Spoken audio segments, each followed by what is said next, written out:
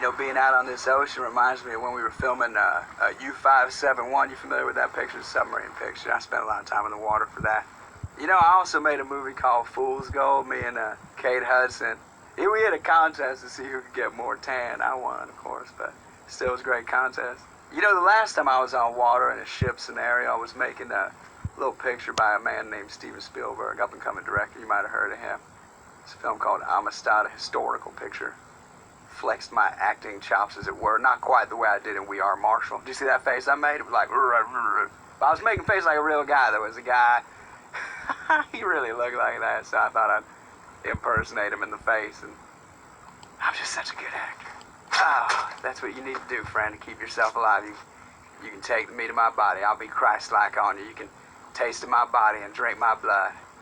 You know, the best thing about having one leg is probably all the cinematic opportunities for me. I'm more of a character actor. Everybody always heralds me as a beautiful man. They say, oh, Matt, your body. Oh, Matt, your glorious face, your physique, your flowing hair, your gigantic penis, your fantastic ass, you know. I want people to look at me more as a character. Sort of like Jared Leto doing that Mark David Chapman role he put on all that weight for. That was impressive. Pretty boy. Oh, that is probably a near fatal wound. That's the kind of thing the person would bleed out from. You know, in the obit, it would probably say, handsome movie star hunk Matthew McConaughey died of a fatal stab wound that barely was able to pierce his metal-like abdominal muscles.